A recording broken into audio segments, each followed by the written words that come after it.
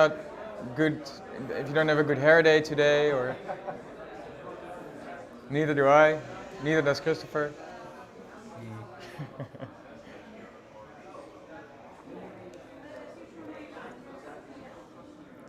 Okay, thank you so much. So grab your beers, sit down, and enjoy a talk on energy transition in Rotterdam, the Netherlands, and the world. Are we live? We're live on Instagram. And we're about to go live on Facebook and Zoom. So thank you all for being quiet, because there are people at home and they have their headsets on. So whenever you hear people talking in the back, you know how that sounds when kids are crying in the back of a Skype call. Kind of the same. And we're about to go live. We are live on Zoom, Facebook, and Instagram. Ladies and gentlemen, here in the Venture Cafe and also at home, welcome to another Venture Cafe Thursday gathering. We're very happy to have you. It's an honor also to be here in front of you. I'm honored to take the place of Anushka. She's standing here at the sideline telling me what to do, waving at me, thumbs up. And we're very excited to be here today with you to talk about energy transition in general, talk about our roles in this, and talk about energy transition in the port as well, because this would be the time that we had the World Port Days. Unfortunately, the World Port Days are only in our dreams, but we'll make it happen, and we'll try to come to you with some stories from the Venture Cafe here, and also bringing those stories to you back home. We'll start with a short introduction, and then I'm going to discuss 3 topics with these wonderful gentlemen. The first topic is our personal involvement in the energy transition. You see, we're all young guys, and I think it's nice to know what's driving us. Why do we do this instead of drinking beer or doing both at the same time? Second, we'll talk about the businesses that we're involved in, which are all related to energy transition. And then thirdly, we're going to talk about the opportunities that arise from the Corona crisis, because I think in every conversation Corona crisis comes up. We all love talking about it and we all hate talking about it, both at the same time. But tonight we're going to focus on which opportunities arise from the crisis and how can we grasp those opportunities. So to get started, gentlemen on my right and left, let's start with your introductions. And yeah, go ahead, Christopher. Good evening everybody. My name is Christopher Christianse. I'm an associate with Daryl, also a company here in the Cambridge Innovation Center. And we work mainly on the kickstarting and acceleration of large-scale energy projects in industrial environments. And obviously that's the Port of Rotterdam is one of our biggest work areas for this. Thank you, Chris. Well, good evening, ladies and gentlemen. My name is Serkan Kilic. I'm the founder and CEO of AirTurb. That's a company that is specialized in producing small vertical wind turbines for residential and corporate uses to make wind energy possible and available for for local and residential applications. And within the CIC, we started our journey about 4.5 years ago. Actually, when the CIC started up here, and that's why it's beautiful to be here again to actually explain what we went through and where we're going. What's the number on your card? Well, I don't have that today. Oh, he doesn't sign up, he's anonymous. No, but he's famous today. So yeah, I'm Peter Paul van Voorst, founder of Scone Energy, and we're active in the world of batteries, mostly on the software side. That's my daily job, but I'm here today as one of the board members of Venture Cafe, a very honorable position that they needed someone in the board that doesn't know anything and that is just here for the beers, just also to have that perspective. But I'm learning to also go to the sessions and, well, by attending one myself at the moment. So we're going to start about talking about the personal side, because I just mentioned we're 3 young guys.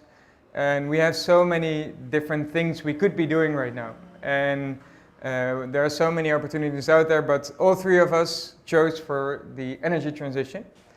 And maybe starting with you, you've been here for 4 years, and AirTurb is younger than that. When did you get interested in the energy transition? Well, actually, it's not younger than that. It's 4.5 years old. When the idea came up with two technical guys. We started brainstorming about the development and availability of sustainable solutions for corporates and locals to do something about their CO2 footprint and do anything about sustainability. That brainstorm session led to actually to a roadmap of 2.5 years following. That resulted in the foundation of the company AirTurb. Well, 2 years ago we set up the company, and actually the first year we started with prototyping and testing, and last year we launched our first model. Nice. Yeah. And so you started with the focus on how to have a positive impact on the CO2 footprint of companies, and energy was the area that you thought that's where we can make the most impact. We found out that was the main struggle that most of the companies, the corporates, were facing at the moment, but they were actually being held back by the possibilities that were available. So we were thinking out of the box, well, what else we can make available for them to use in their transition.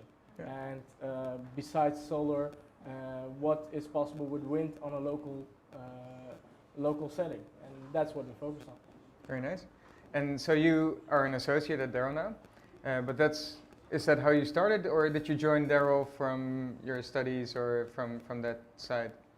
Yeah, I started directly from my studies, and well, to be honest, we are very young, so we were founded in 2017. So the title associate is hardly something that was set into stone. So in the beginning it was mainly please choose your own title, and we ended up with associate. So it's not. Did you choose that one, or? No, actually one of my colleagues who is also here was the first one who chose it, and then because I follow the same path, I got the same. And it fits you. Yeah. Yeah. And why the focus on energy for you?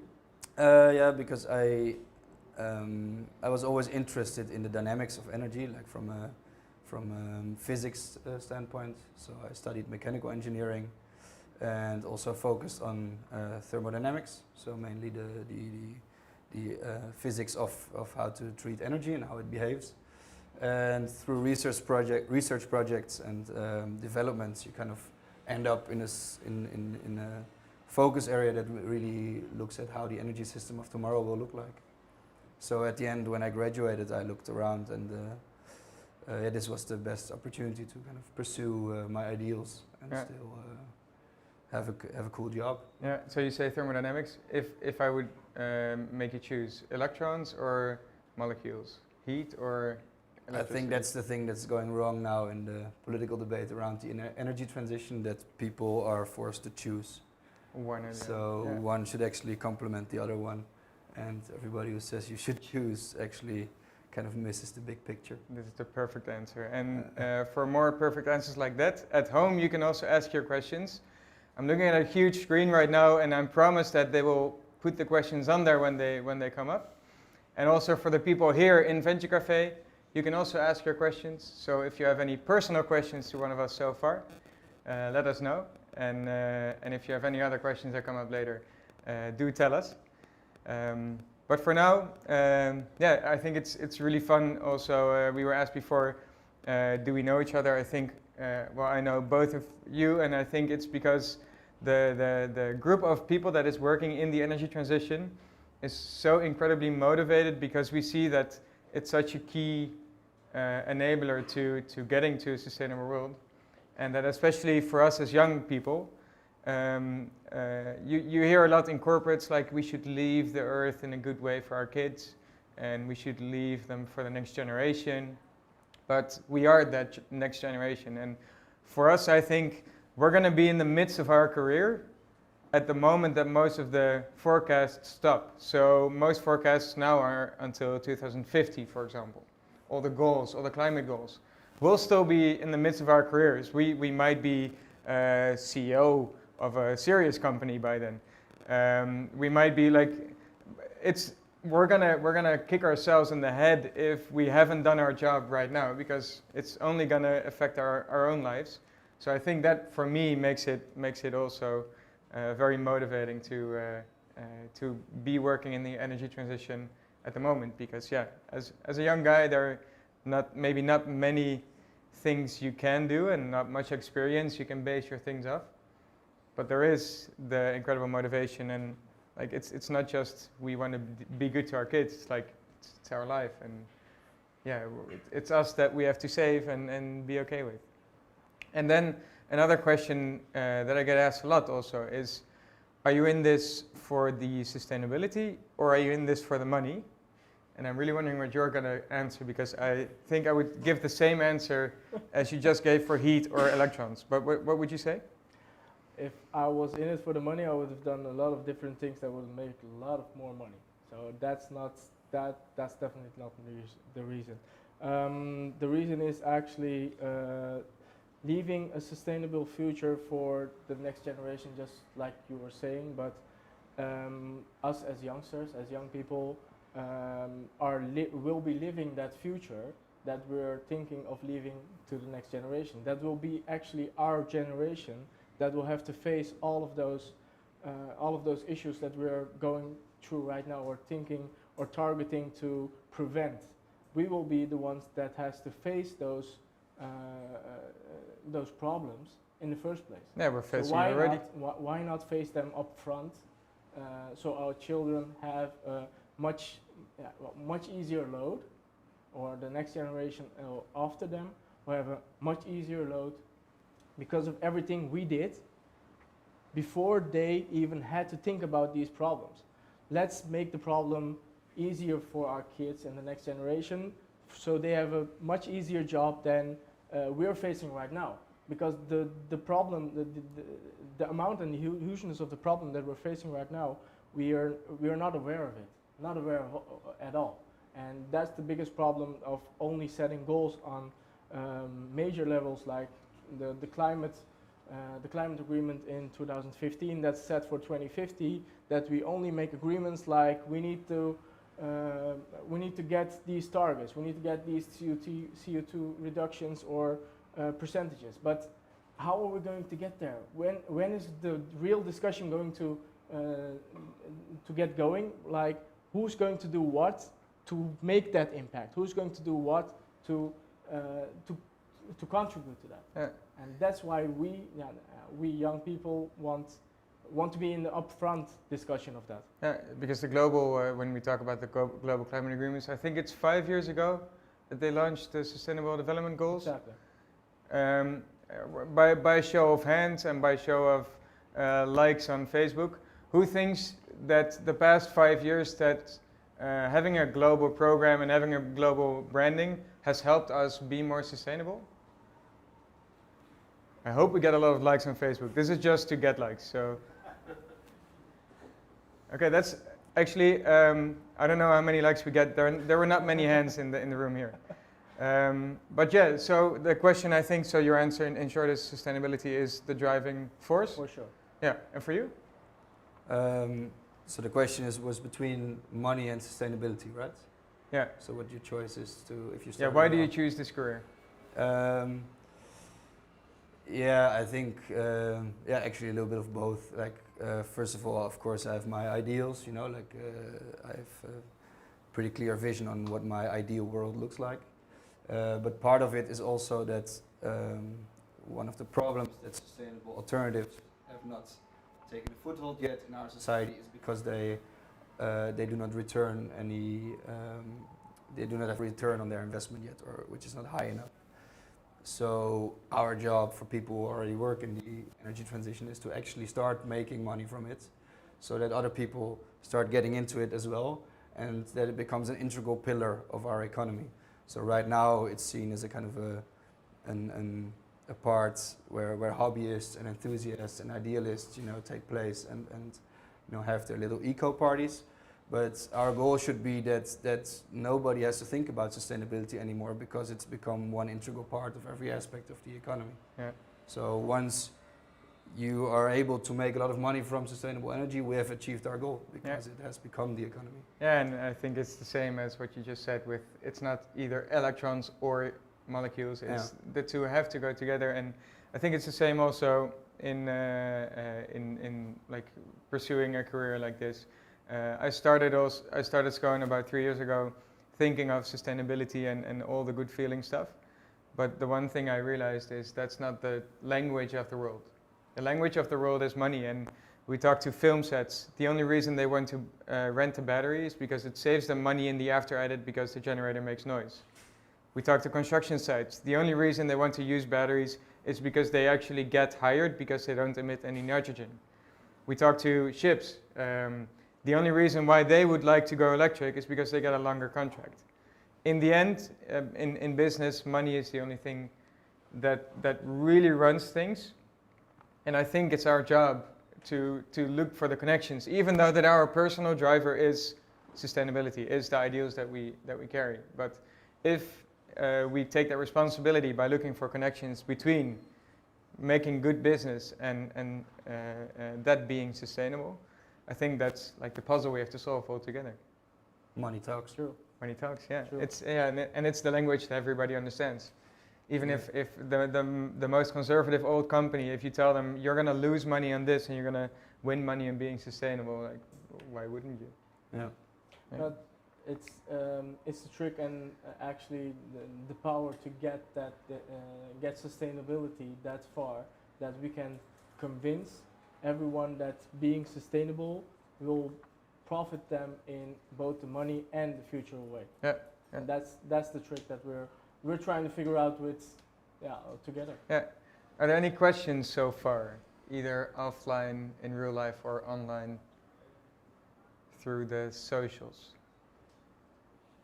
I'm seeing one. Ah. We're seeing one? Nothing. No, nothing. Oh, yeah, exactly.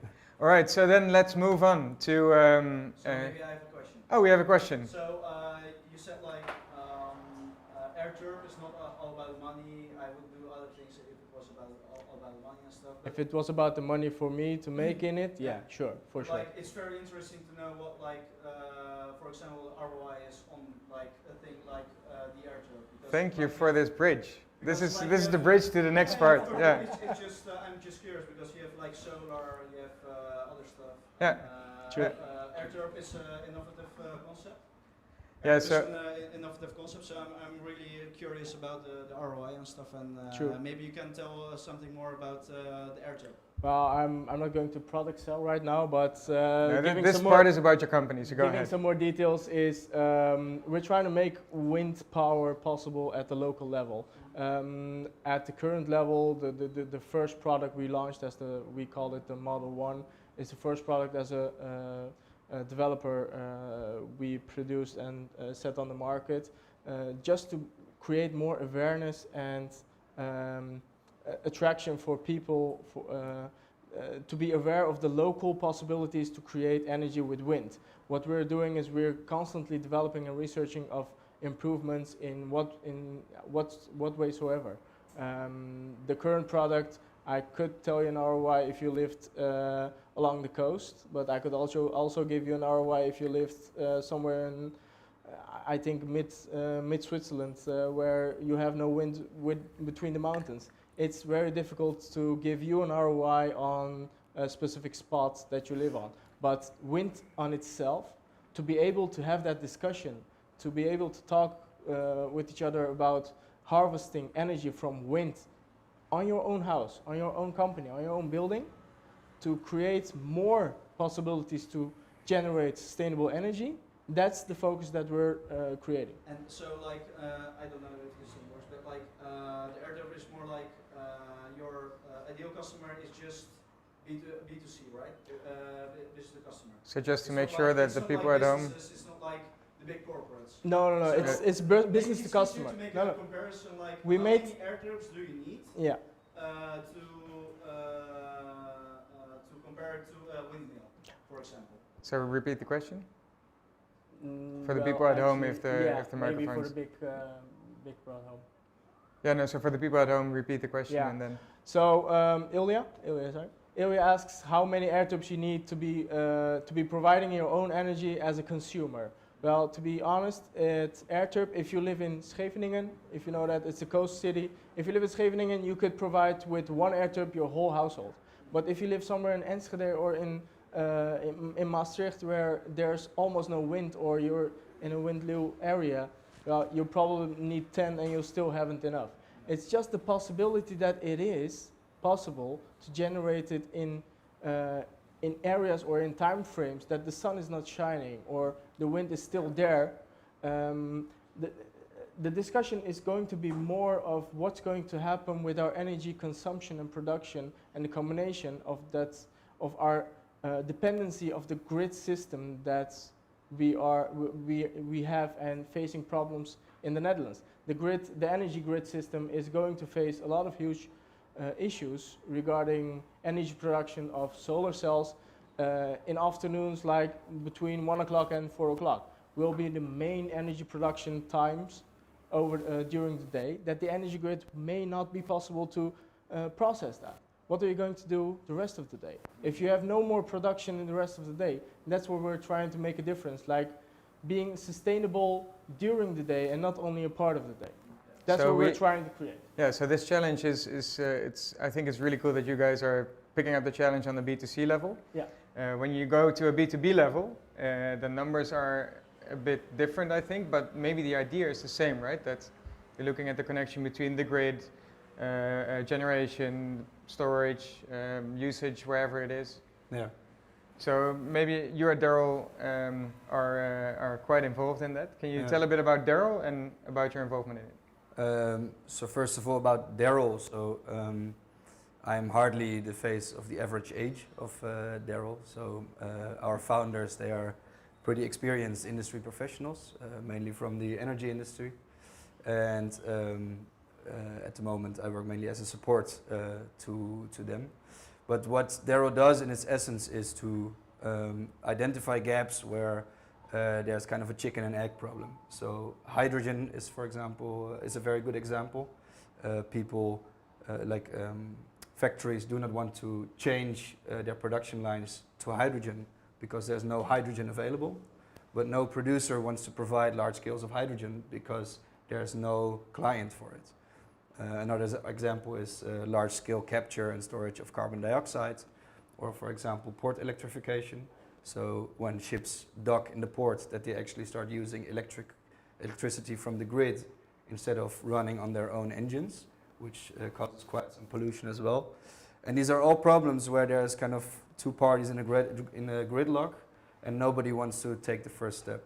So we identify these situations, and we work together with governmental agencies, a lot of with the European Union as well, with port authorities, with basically anybody who can make a difference to kind of kickstart this project from both sides, get both involved, and to see that we get to a transition period where they can both upgrade the infrastructure to the future desired situation.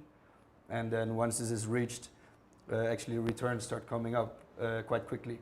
But because in the beginning it's kind of we call it a Mexican standoff, which is from the movie Reservoir Dogs from Quentin Tarantino, where everybody points the gun at each other and they're kind of gridlocked. And this is the situation in a lot of industrial energy systems right now, that nobody wants to take the first step. Yeah. No, that's very cool, and I think the work you're all doing is very good, and we have worked together, and we will continue to work together on different projects. Yeah. And I agree with you that getting all the stakeholders aligned at the same moment, and that's very interesting to see the B2B, B2C difference. We just started we started it in March, but of course Corona. But yesterday we plugged in the first river cruise vessel to our battery container in Amsterdam. And the moment of plugging in, I was in the engine room of the river cruise vessel. And the moment that the electricity supply switched from the generator of the ship to the battery, you could hear the generators turn off. It goes completely silent, and you just see lights. And that moment I realized like how much had to align for this exact moment to happen. So many things had to align when it comes to interests of companies, when it comes to who's going to pay what and at what moment, and who's going to invest in which hardware and software to make this happen, and then knowing how much effort and energy went into getting there. It's like it's not just a simple click and not just a simple generator shutting down, but it's like the coming together of, I don't know, so many stakeholders, and I think that's where companies like yours definitely play a key role in aligning all those stakeholders and trying to define whose interests can be aligned and how can we redefine them so that they all come together and then make money together. So that's very interesting work that we're all doing, I think. Congratulations on your first connected battery. Congrats. Yeah, That's thank you so big much. milestone. Yeah. That's a milestone we'll be sharing on LinkedIn, on Instagram, Facebook, and Twitter. So follow Scone on all of those channels. So we'll be, and the Port of Amsterdam will be sharing it. For a behind-the-scenes look, we took a group picture yesterday, and it's hilarious. No, I'm not going to show it here. I'll show it to you. We took a group picture, and someone photoshopped the plug-in by one of those bands. It's hilarious, and that's also why. And another example of we worked for almost a year with all these people, and in the end, you're just having fun, and you're just photoshopping each other's pictures to look stupid. And this is just like professional companies working together, but also on a human level, really having a lot of fun and really like making the best of it. So for that human connection, I think that's incredibly important. Then I'm gonna pause one more time for potential questions. Of course, all questions can also be asked afterwards through social media or in real life. And we have a question behind you there.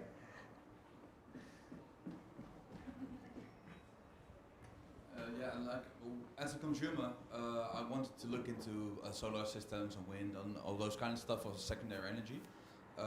It used to be the conversion rate for the energy which actually was usable was quite low.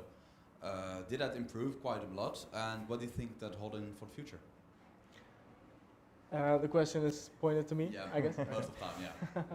Well, regarding wind energy and generating energy from wind turbines and wind panels, we looked at the conversion in the inverters that are currently being used at the horizontal turbines, which is a totally different technique and technology that is used in solar. So we have to reinvent that same system to make it applicable for vertical turbines. The reason we as AirTurb chose for vertical turbines has multiple sides to it. Like it's noiseless, it's maintenance free, and it's in our model it's very small, so it's possible for residential use. We have an But example we of it here.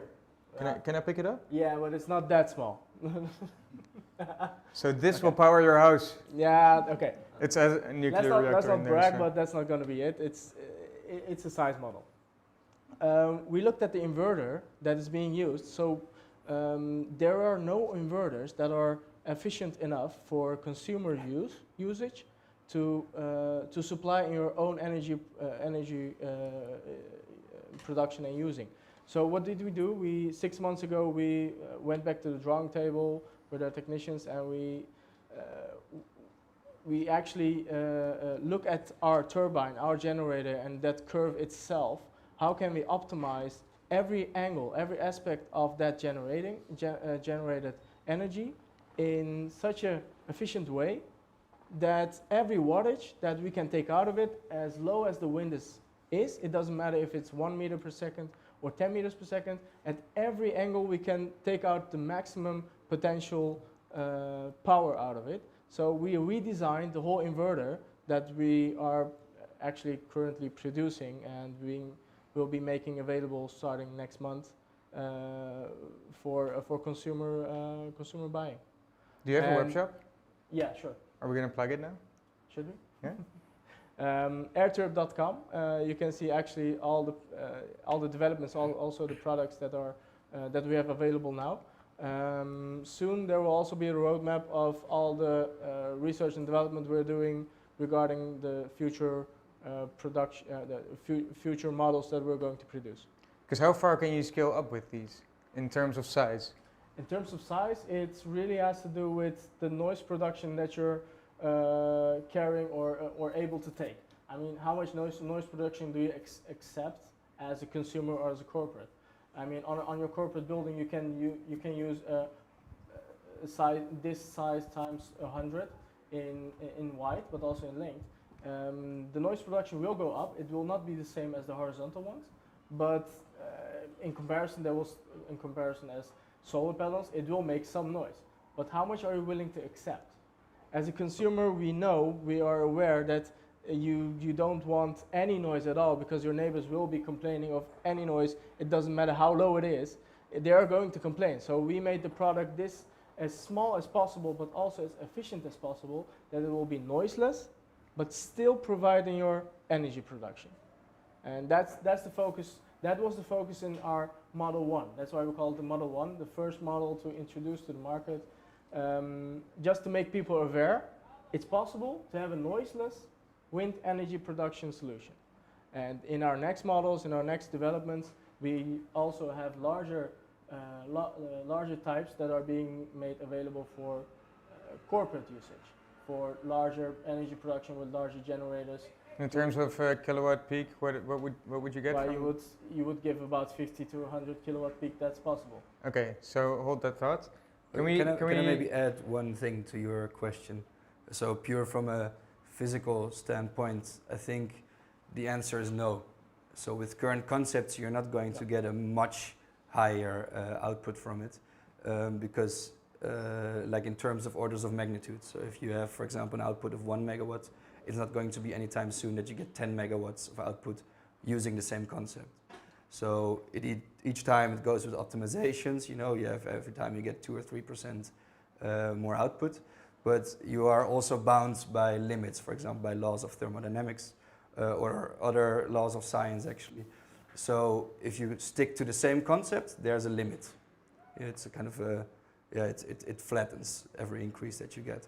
But on the other hand, if you come up with a new concept, for example, that uses a completely new way of converting, for example, solar energy into electricity, it might be that you all of a sudden get a jump from 20% to 50%. So, but that really depends on the orders of magnitude that you're thinking in. And if you ask, is the output going to be better or not? So very theoretical statements, but Moore's law doesn't apply the way it does with chips. No, because we're bound to physical boundaries that exactly. At some point you just cannot use material in a more... A very good example is the combustion engine in a car. So this was invented in the late 1800s, and back then the average efficiency of it was maybe 15%, depending on the model. And now over 100 years of development have yielded a total efficiency of 20 to 25% or something, and that means that 75% of all this energy is turned into heat. So this is not because we are not intelligent enough to come up with new solutions. It's simply that we are bound by laws of thermodynamics, that we cannot get more energy converted into movement than into heat, more than the upper limit of I think 25%. So you held your thought of the 50 to 100 kilowatt power unit. And then let's go to your hydrogen background. How much kilowatt hour could we get out of that in a day with the most efficient process of creating hydrogen? Yeah, that's difficult to express in kilowatts. So generally the efficiency of an electrolyzer, which is used to produce hydrogen from water using electricity, is I think 70%. Rens? Helpline? That's a good efficiency, yeah. Thumbs up. Yeah. So it's about 70%, and that could maybe go up, again with the same story, could go up to 75 maybe or something. Yeah. But you're using this concept, because it was also invented over 100 years ago, this concept, you're not going to see any efficiencies above 75% anytime soon. So that is also capped the same way, the combustion engine and everything. There's too many physical laws that stand in the way. Exactly. Yeah. But on the other hand, if you come up with another concept, then you might as well reach 100. Who knows? Yeah. So okay, so we're gonna create a little collaboration here, and all of you thinking at home, do join this collaboration. So you're gonna make the 100 kilowatt unit. you're going to find the 70% electrolyzer. 75. And then on our online platform, we'll rent it out to all of those construction sites that are actually looking for this. Perfect. And then, Sounds you like know, an idea. yeah, so we started a collaboration here. So the next topic I think that is interesting to cover, the thing we love and hate to talk about is the Corona crisis. I mean, it's quite a crisis. I think we're lucky to be young. Neither of you have kids, right? No. Yeah, you do. You have 2 kids. 2 kids. You have 2 kids. Okay, we don't. So Skype calls are easy. I started young. Yeah. So AirTurb 1, AirTurb 2. AirTurb 2. That's how you get those models. So I think we're lucky to be in the Corona crisis as younger people and not carrying as much risk. But let's focus for now on the opportunities that arose from the crisis, because I think that's also our job as young people, not to lose hope, especially in the worst pandemic in the past decades. Maybe Chris, starting with you. I'm thinking about which level is most appropriate. I think what's a very important consequence of the Corona crisis is that because of the drawbacks in the economy, that the economy started to slow down, you get a lot of investment from the governmental side, like a lot of investment is being made available in terms of loans, in terms of conditional investments. And the good thing is that actually almost all government policies are somehow shaped towards sustainability in the last few years, which also means that all this money is kind of conditionally tied to sustainable development goals, being them exactly as the UN SDGs or the goals, for example, like in the European Union with the Green Deal. But I think it has helped kickstart this kind of new recovery. I think the European Commission calls it the green recovery. So they really want to use all this money that is injected into the economy to kind of kickstart a green economy, which kind of relates back to what I said earlier, that sustainability actually becomes an integral part of our economies. Yeah. And do you notice this already in projects that you're working on? Because you're working on quite large projects. For mainly on European level. So you see that there's a lot of interest from, we call it Brussels as insiders, so a lot of interest from Brussels in mainly large-scale hydrogen projects and large-scale electrification projects, because quite frankly put, they are sitting on a very big bag of money, and they have to make sure this is spent well, also because it kind of, the whole credibility of the European Union is kind of dependent on it. So they're really informing about, okay, what kind of projects are you working on and how can we support them? So there's actually a lot of proactive reaching out from them, like how can we help? Give us something and we will try to help you. Yeah, very good. That's very, very impressive to see. And that you see the result immediately, because we're not even finished yet. We're still in the middle. All right. Well, from our point of view, we have launched in January with our first product, just 2 months before Corona crisis, the pandemic broke out. We just launched our first model, Model 1, in January, end of January, beginning of February, with all the enthusiasm we had, and we were ready. We were ready to deliver our products to every consumer or all corporate that needed that local wind energy. And then the pandemic struck us. We were like, okay, the whole market was on standby. From consumer to corporate, everyone was on standby. Corporates were also being actually pushed by governments or European attributes to invest in green sustainability. But from our point of view, as a factory, as a creator, as a researcher, developer of products, we were actually stuck in a period that we had planned for sales, actually to generate a lot of sales in that area just after our launch. But we were on standby. There was just a hold on every budgeting, every expenses that were being made by every corporate or consumer. So what's the positive effect, on the other hand, is that we had a lot of time that we planned on selling that we could use for developing. So what happened? We developed for innovations and developments that we were planning on 2.5 years from now. we brought them up front, and we did that within the last 6 months. Yeah. So we have all the time to do that development in such a shorter period of time. Yeah. That Corona provided us. Instead of selling, well, just focus on what you can do on this time, and that was developing. And that's why we are proud to say that in a short period of time we can introduce the new developments that we had in product efficiencies and new products that we're going to put in the market. Yeah. So developing was the major key that we took out of Corona. I think that counts for most startups and scale-ups. We just had a scale-up session before this, and I think you corporates, you better watch out, because we had a lot of time to We had develop a lot of time to new develop. things. And at Scone it was the same thing. We developed a new, completely new software system that we never really planned to even do in the next year or the next 2 years. So I think